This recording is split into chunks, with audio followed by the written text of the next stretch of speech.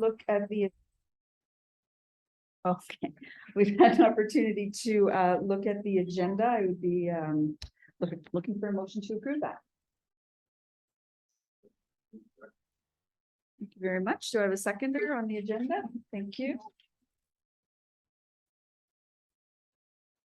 If there's no discussion, additions, edits. If you're ready for the question, all in favor of adopting the minutes from the agenda for the November 16th meeting, please signify by saying aye. Aye. And none opposed. Thank you very much. And off we go. Looking for any declarations of interest. If there are any, now is the time to declare. There being none, we will move on to the minutes from our meeting of October 19th. Had an opportunity to review them. So I would be looking for a motion to adopt these minutes. Very much. Do I have a seconder? Thank you. And once again, if there's no questions, discussion arising, if you're ready for the question, all in favor of adopting the minutes from October 19th, please signify by saying aye. Aye. And there being none opposed, those minutes are adopted. On to section E, agenda items. There are no presentations or delegations. We do have a zoning application. And so this application, turn my pages here, or this item rather, is we are being requested once again to provide our views on amendment MP 200202 to the secondary municipal plan for a lot on Carleton Street. I believe this is Mr. Gopins. Me, Madam Chair. How are you doing? Great. Okay. I think that's sharing. So, and just to be clear, this is not the Princess Royal development. This is a new matter for PAC. And it's an amendment to the secondary municipal plan, doesn't actually need any zoning bylaw amendments, just a secondary plan. So it is a lot in the town plat, Carleton Street, and the way this is, I'm just having a hard time seeing my own screen here. Wait 1 second. There we go. So it's currently vacant, and I think it has a small shed on it that would be removed. And the applicant has proposed a 2-story, approximately 1,200 square foot single unit dwelling in the Cape Cod style. There might be some fluctuations in the ultimate, the final size, but it doesn't really matter because in the town plat, the footprint is controlled by the secondary municipal plan. And as you may recall, it can't be varied, requires an amendment, and needs to be matching another main building on the block or within 10% of the average of all the buildings on the block. This is a picture of the lot. So it's pretty, you kind of have to get right up to it to see into the lot, although I imagine they'll clear that one tree in the middle to have access to it. But the hedges do screen it quite well, and I know from talking to the applicant they want to keep as much of the existing landscape.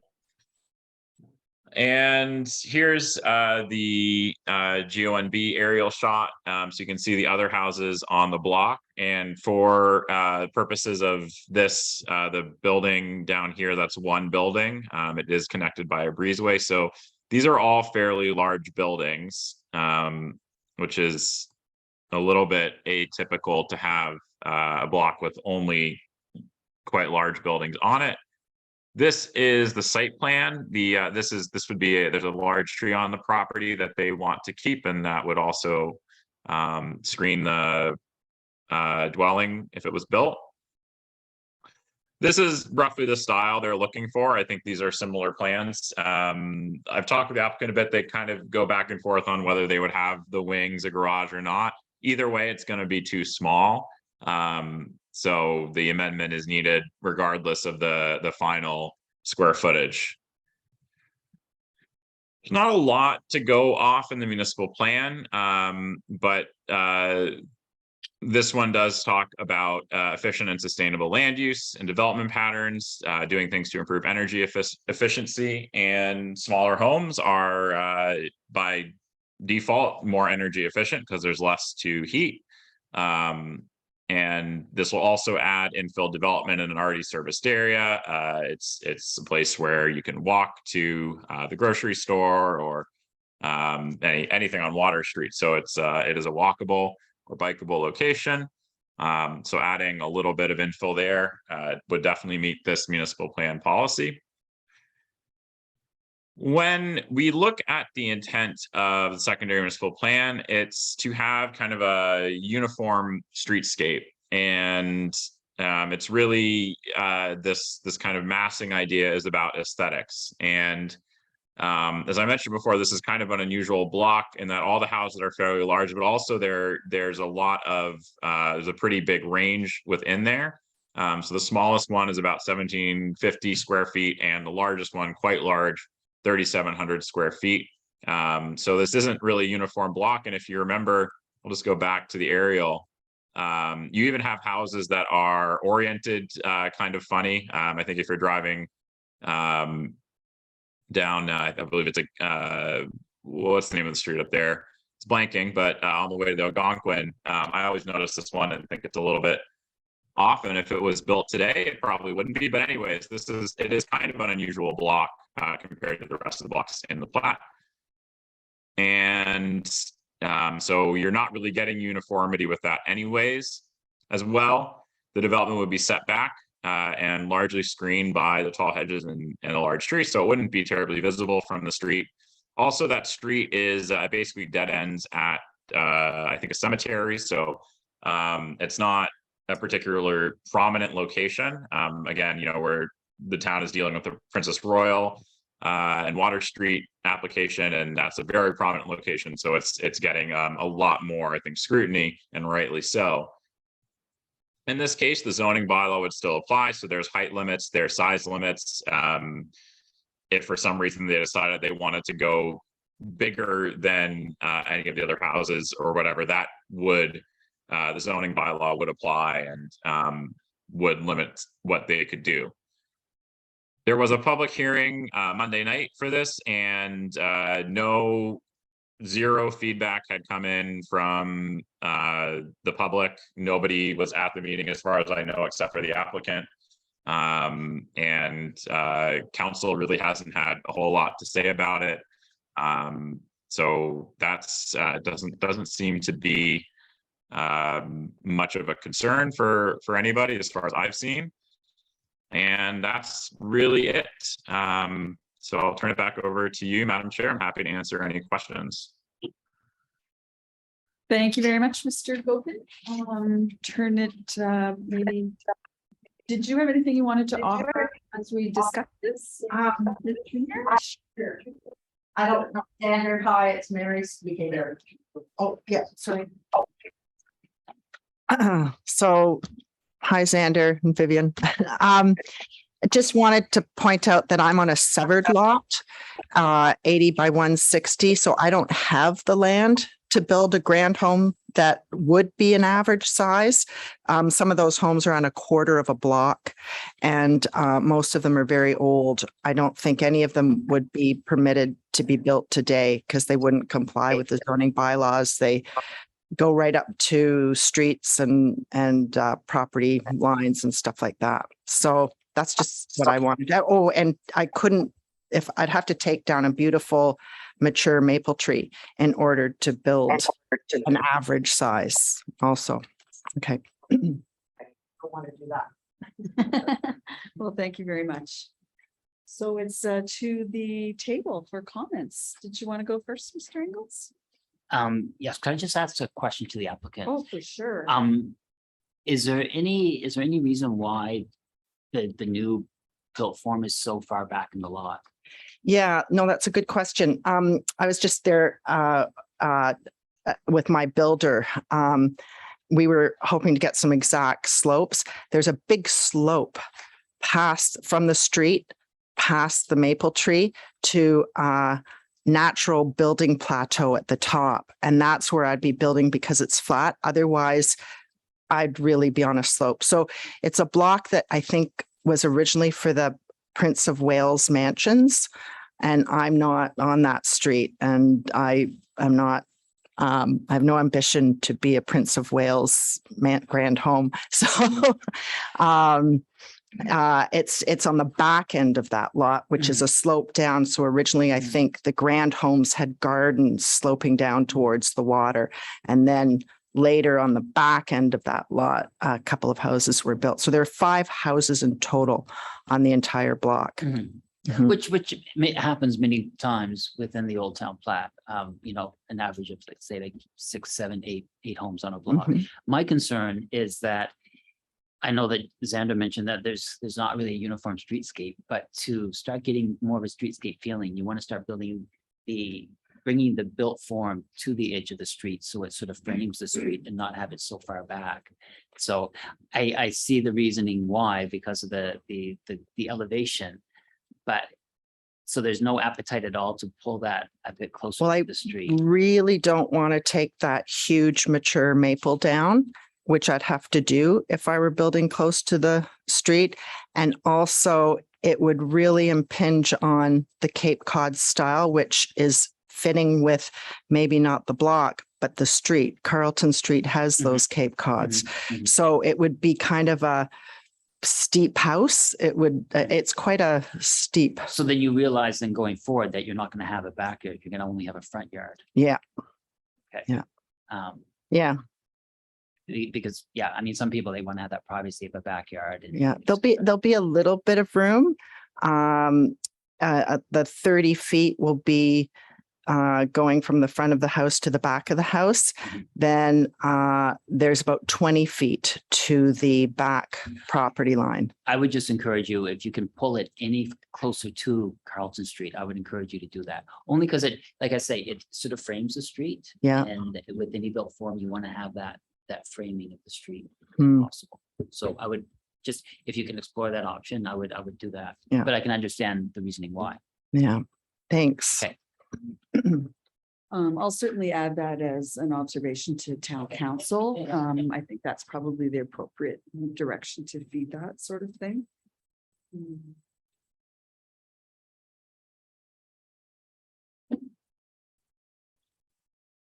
All right, did you have anything more to add or question or anything? Mr. Ingles? No? I will say. Oh, sorry, that was your. No.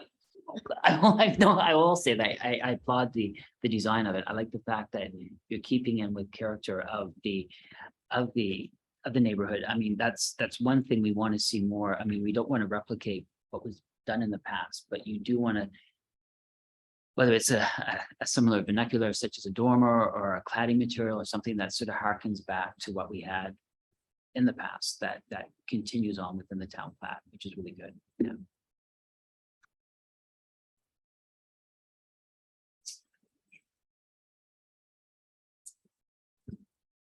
Oh, wow. Okay.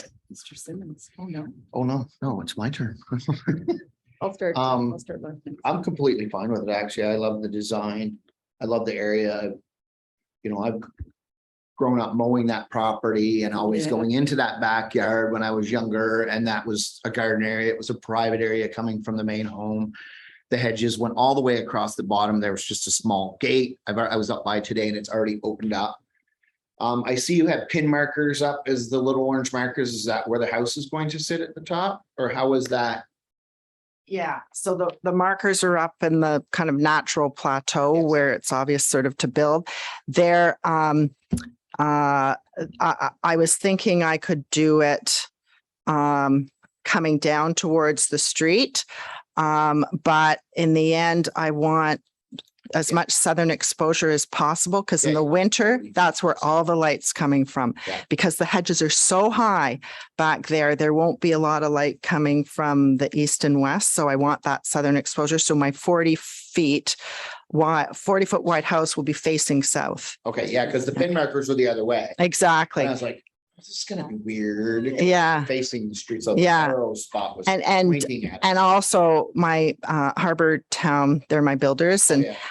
they were saying a Cape Cod, it's got to be the Cape Cod, and that's the facing. Yeah. Yeah. So, cool. and I agree. Yeah. And I'm totally in support of maintaining the historic, character, and there be continuity in my design. I think I don't want to stand out.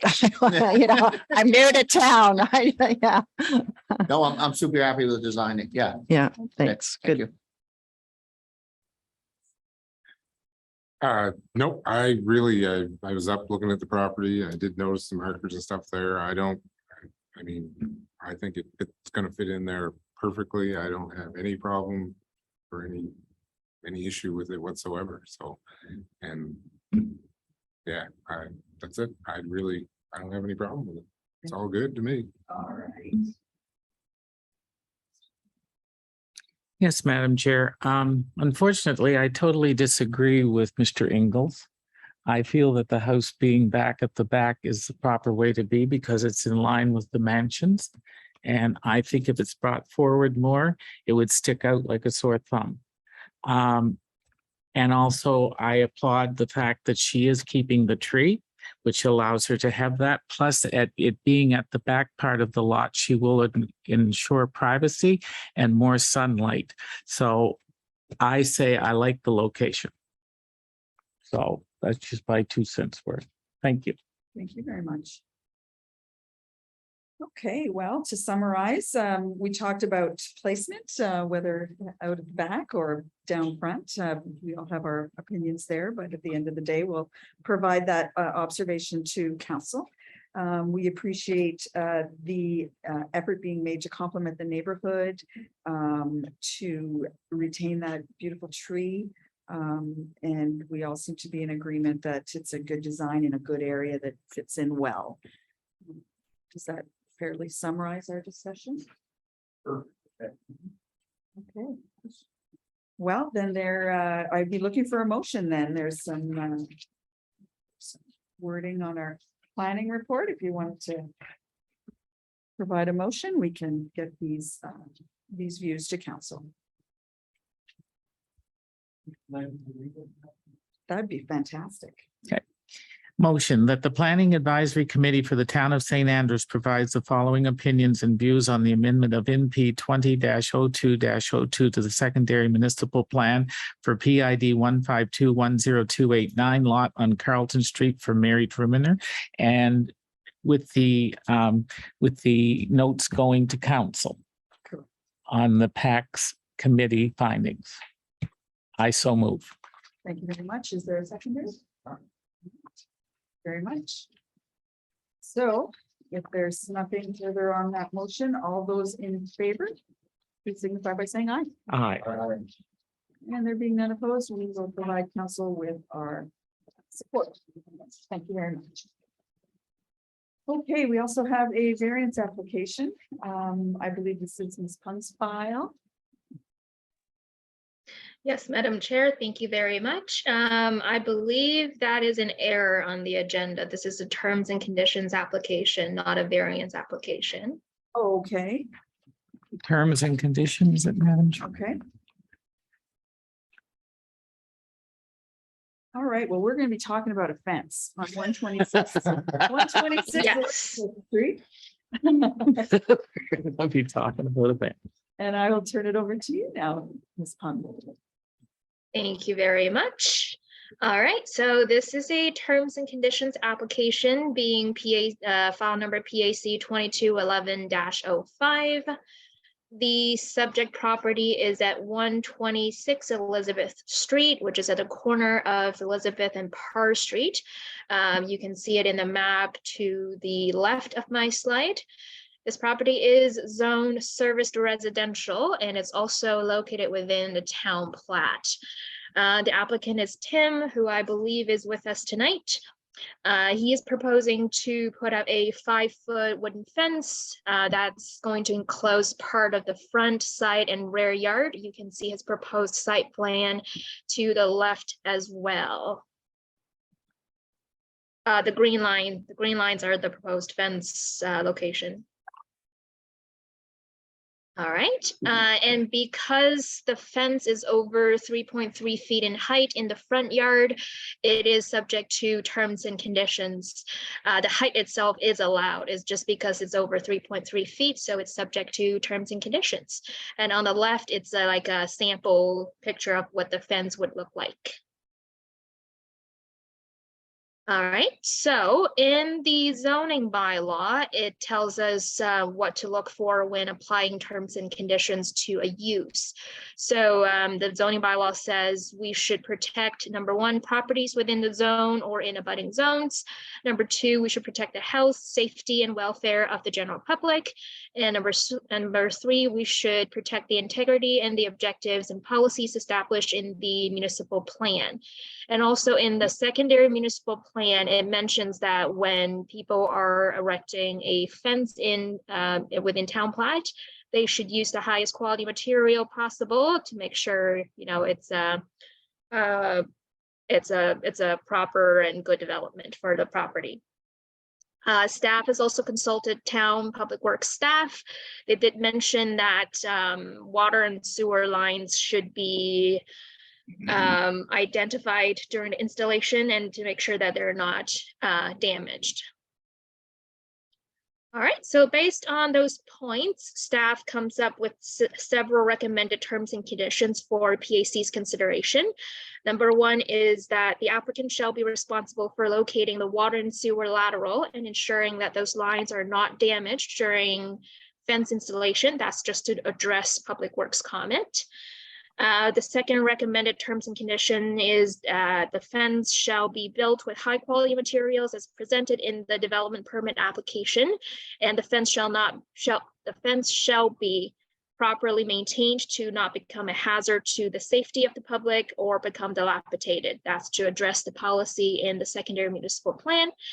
And the third recommended condition is that no fence shall be electrified or incorporate barbed wire or other sharp, dangerous materials in its construction. This is just a standard requirement for all fences in St. Andrews. That's the end of my presentation. I am open for questions or comments. Thank you very much.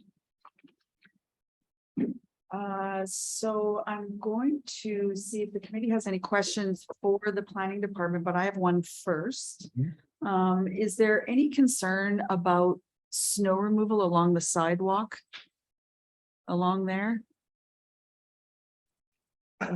Through you, Madam Chair, there was nothing that was brought up by Public Works in regards to it, the snow. It's not going to be close enough. then. It shouldn't have any impact Okay. on the snow removal. I'm having trouble orienting myself on this one, so, okay. All right. If I may, Madam Chair, the fence will be set back at least a meter from property lines as required by the zoning bylaw. Yeah, perfect. Thank you very much. Anyone else? Vivian, I have a question. Has a building permit been issued for the fence? No, it's waiting for this terms and conditions to be applied first. So is there a reason why it's already built? It's already built. Oh, that I am not aware of. It's not supposed to be built I drove without by a permit. today, and even some of the 5-foot, you can't see it on my phone, but even some of the 5-foot fence in the front yard has already been put up. If anybody's driven by the property All And- the posts have and been all put the in. posts are pinned in already, Yes, they are. yeah.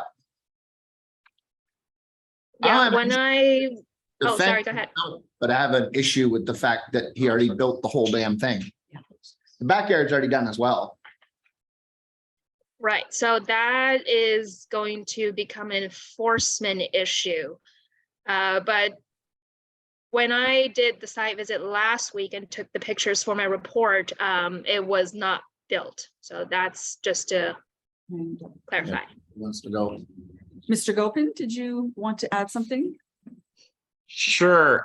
So we do get files sometimes where the thing has already been built. Usually it doesn't happen in between when the file is started and when it gets to you. But I think the same principle applies, that it's best to look at it as if it isn't there and kind of try and set aside the fact that it's maybe annoying that somebody went ahead and did this anyways. And if the terms and if they've taken a risk by going ahead, and if you apply terms and conditions that the current thing that they've built cannot meet, then they will have to bring it into compliance.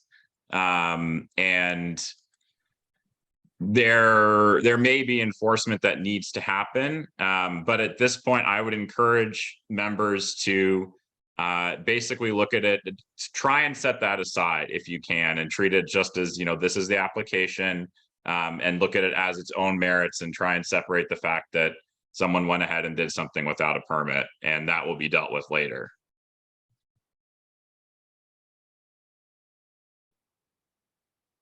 I'd like to hear Tim's explanation of it if he's online. Tim is online, Madam Chair. I'll bring. If this is the appropriate time to hear from the applicant, then I would love to, sure. If no one has any questions for the planners. Mr. Linehan, you have the floor to PAC. If you'd like to unmute and state your Sure. case. Can you hear me? We can hear you. Yep.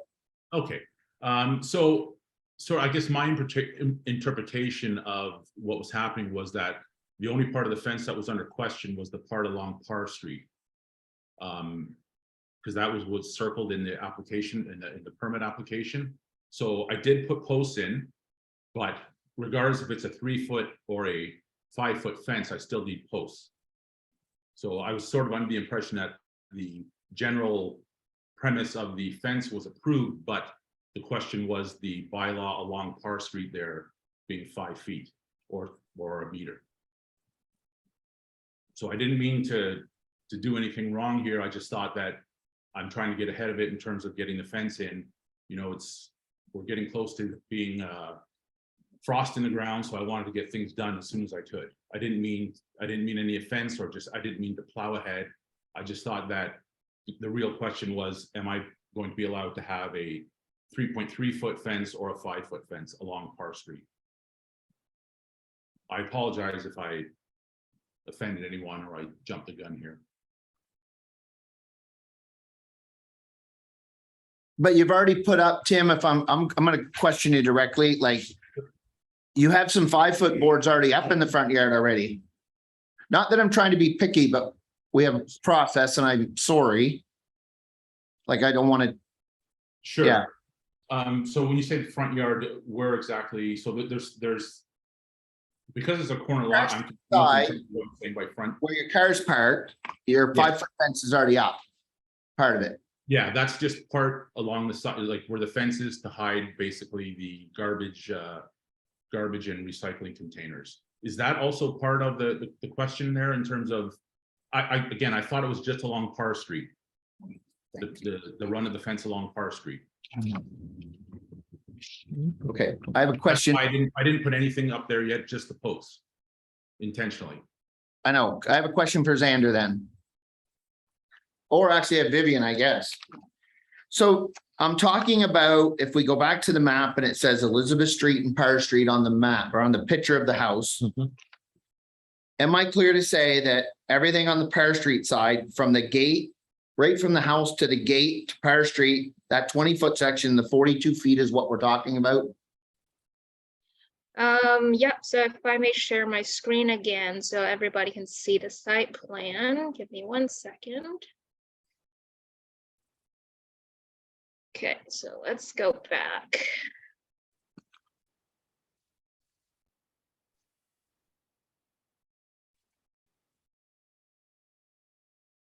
Right, so front yard is between Parr Street and the house. So any, like the 20-foot, I think 47 and a little bit on the left are all in the front yard. Oh, part of the 78 as well. Okay. Yeah, part of 78, yes.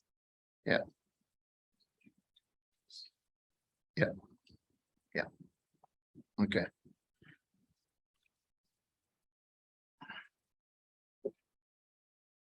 So I kind of agree with Xander to the point that it probably. Because Xander, you said deal with it, would this be an enforcement issue after the fact? If we pretended it's not there. What It happened? would really depends on the conditions you set. If the conditions are able to be met as it is, then I mean, there's no penalty for building without a permit. The penalty is you take a huge risk, and that what you have done might not be in the case of an actual structure, a house or something, it might not be to code. You might have to tear it down, start over. In the case of a fence, it's less of a risk, but it really would depend on the conditions you set. And if those can't be met, then there would have to be enforcement to or compliance. I mean, usually enforcement happens if there isn't compliance. So if the applicant, changed what they were doing to meet those conditions, then that's totally acceptable. So it really depends on the conditions. There's technically development permit would be necessary before construction would begin, and my guess is there isn't one for this yet because it's waiting on this. But people do build things without permits, and the goal is to bring them into compliance, not to necessarily punish anybody for not knowing what the proper steps were. Okay.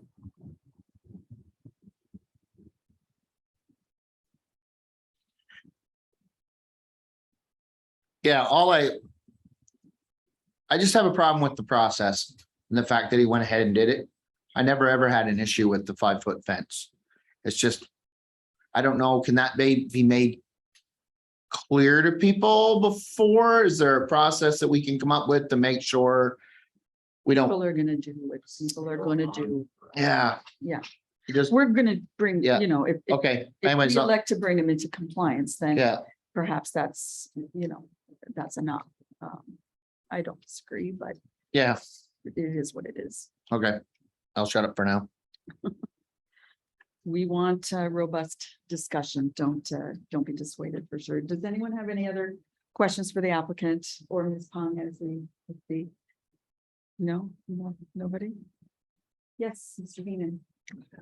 Yes, just to Mr. Simmons talk. I was told in my package when I put my fence up that I was not to dig a hole until I had my building permit. So I had to wait too, and I had to wait a month. So I'm not, I just worry about the fact that, things get ahead of the town and get ahead of the rules and regulations. That's beyond this. Yeah, but that we're- would be on the scope of what we're doing. That's right. Absolutely. But I just wanted to make it clear that Thank we you. are told when we sign up and we put our Mhm. plan in, Mhm. because I haven't. Yeah. Mhm. Thank you. Thank you. Anything? Really?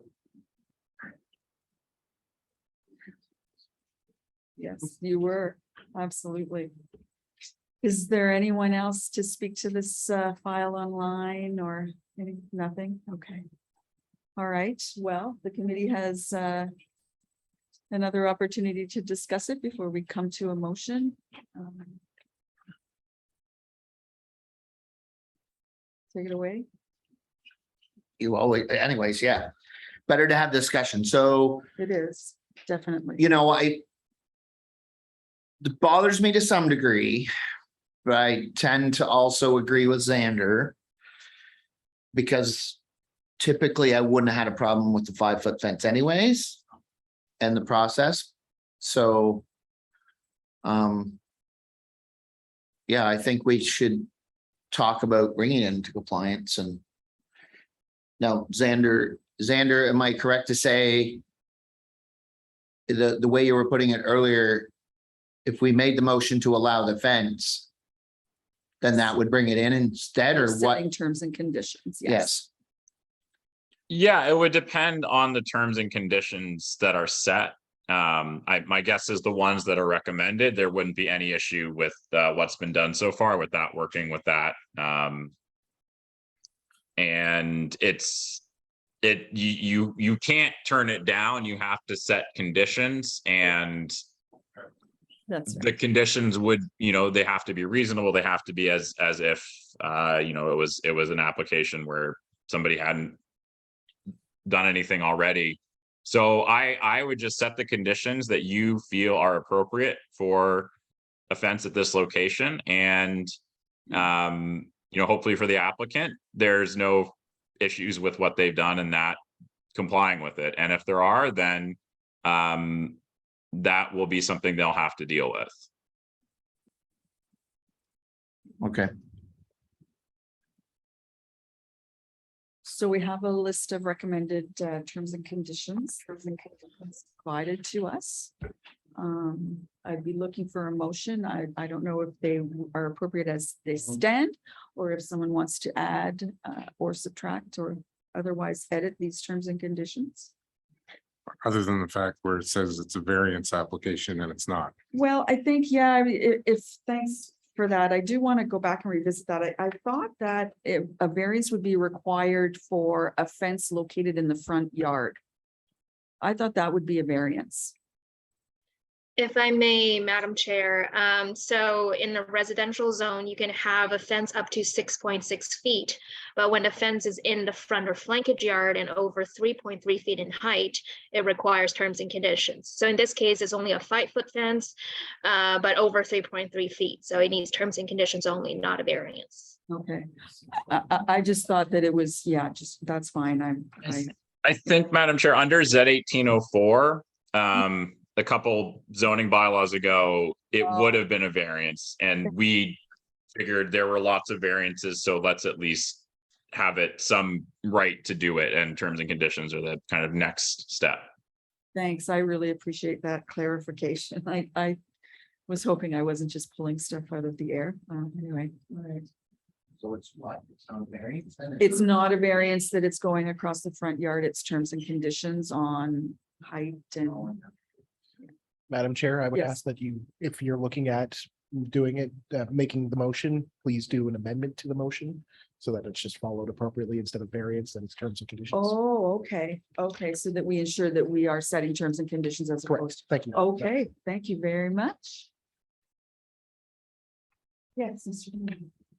Madam Chair, I'm just wondering if the town received any requests about water and sewerage lateral, making sure when they put the posts in that there was no damage done. At this current time, there's no information on that was provided to the town if that was done and reviewed. So there is no information other than our condition of having it reviewed to make sure water and sewer was not tampered with. Thank you, Mr. Knopper. Thank you, Madam Chair. Would this trigger a check maybe by the Works Department to ensure? Through you, Madam Chair, correct. Thank you, thank you. All right, that's good to know. All right. So, yes, we are going to first deal with the fact that we are talking about terms and conditions as opposed to a variance. So let's make sure we include that.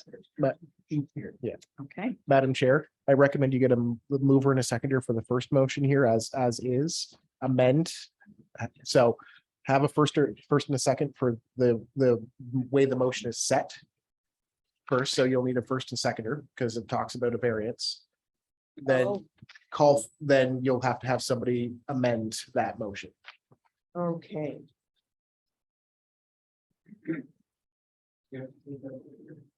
Take the word variance. Yeah. Well, we can make a motion. I mean, we don't have to move this. Yeah, so Madam Chair, you can decide how you would like to change the motion.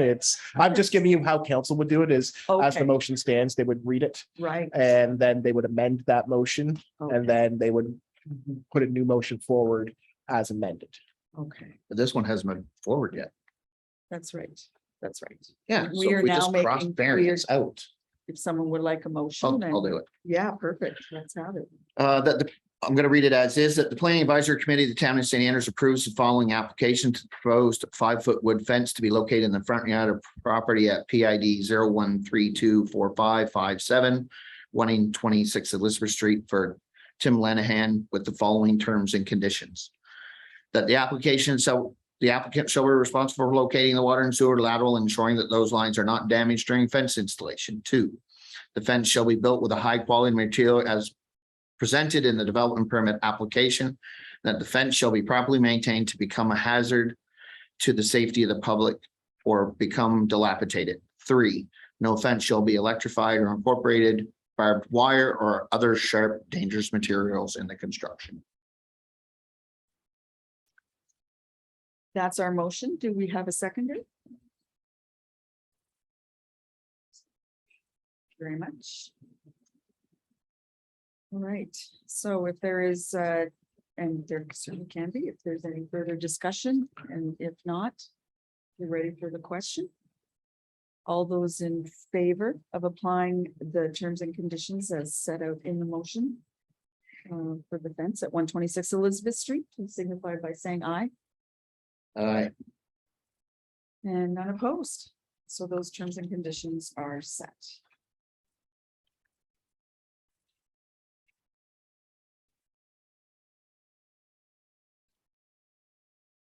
All right, so we did have a term and condition application that we just dealt with, going through the agenda. We have no sign applications, any new business?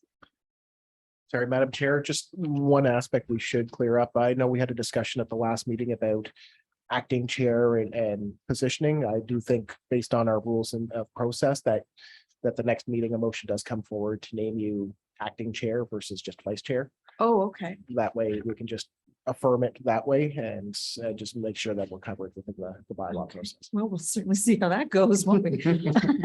Oh, don't worry, you got it. Oh, no, you know, yeah. Yeah, we can do that tonight if you want to. Is it worth it to talk about an acting vice chair, just in case? You would want Yeah. want somebody to, in the event there's a conflict of interest or Okay, you're away, that there Right. is somebody that can, yeah, but then we also have to look at it from a quorum standpoint as well. well, exactly. I'm starting to Have it get a by little then. concerned about Yeah. that. So January, we'll do our normal annual housekeeping. Correct. Hopefully with a couple more members at the table, and then that won't be so worrisome. Correct. We just have one more meeting. That is if we have anything. Oh, So if there's, yeah. That there's. might fold in nicely to January. Correct. So if there's no issue, if there's no files that come forward from the planners, then it would be a no meeting in December and then January, and then you could do it right at that point. So, Okay, and we could look at from the rules of operation at that point, because Yeah. it does say the chair and the vice chair are really 1 year, but can be renewed for multiple years. So okay, at that point, anybody can put their name forward as yeah. to run for chair. Good luck, Jill. Multiple years. We're good to hear. All right. Yeah. Okay, well, that's all great. Something to look forward to for the next meeting. Are there any other comments from PAC members? Since we're still chatting. So my question is to Xander and Vivian or the town, or how do we, and like Jeff says, it always happens, but I might not be so nice at the next one and make him cut all the poles down. How do we send a strong suggestion when people are applying, or how do you put something in the permit that says, if you don't have the damn permit, please don't put it in the ground? Because next time we might, I want to be nice. I want to welcome to people, but we have a process, right? And that's my problem, Xander. So is there any, get the point across? Is there any way to, yeah, it's in your ballpark, because I don't care, but I'm going to see it again. Maybe not. Maybe everybody watches this PAC meeting and then they won't do it, right? Yeah. I'm personally glad he came for a permit. There's quite a few fences around here that were Yeah. not permitted. Anyways, suggestions. Usually, I mean, we have discussions with applicants and I think sometimes it's not clear at what point does development actually begin, because there is a certain amount of groundwork that can happen. You can do a little bit of grading, things like that. And with the fence, there are municipalities where you don't need permits for fences. So I can sort of see how this one would slip through. Generally, I think it's, we do, Vern and Mike and our building inspectors, they do come down and they keep an eye out for things. So we try and catch things like that. And there's a number of permits that come in just because of that you might not necessarily know about. But there is enforcement happening that you're not seeing, and that's ideal, that it doesn't need to get to a point where it becomes a super public thing. I think my guess is this one was a misunderstanding. There's, I think, we, on our receipts, when you get a receipt from us, it says very clearly, this is not a building permit. Do not start construction until you have an actual permit. So I don't know if there's a whole lot more that really could be done. I think, it's maybe the town can put out a reminder on their Facebook page. Fences need development permits. Please talk to the Service Commission before anything. And I get people who call me and are like, I want to paint my house. Do I need a permit for that? So it goes a little bit the other way too. And I think it's kind of a personality thing. And some people are hyper vigilant about it. And some people, they want to try and get something done before the ground freezes. And I think anywhere you go, you're going to see that dynamic, and it's never going to be perfect. Yeah, for sure.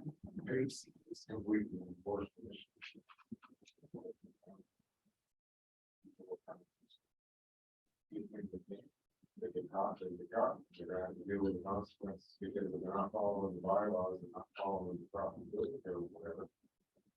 They're the ones. Yeah. Well, and like Sanders, Costs twice as much to do the project. And do it right. So. Yeah, I get it, 100% get it, the process in place, gotta follow the bylaws and the costs. not everyone is as in tune with the municipal requirements of, being a good citizen. It just doesn't cross their mind. And again, other people on the other side might just be wanting to get it done ahead of winter. We're bringing them into compliance now. Yeah, and I think it looks great. The fence looks good. I'm not Mhm. getting it, like, it looks decent. Like, I think it's gonna look lovely. Yeah, it's just, I know we're probably gonna run into it again. Yeah. But At least it's someone bringing yeah, it forward to. well, and it does look really good. What he's done, it's gonna look fabulous. So, Mm. but it's not gonna look like hell, but Oh, I get it. Hey, Yeah, I'm okay. all about process myself. I totally get it. Anybody else? All right, well, if that is all at 7:48, I will call this meeting to a close. Thank you very much, everyone. Were you? Thank you. See, thank you. Everybody.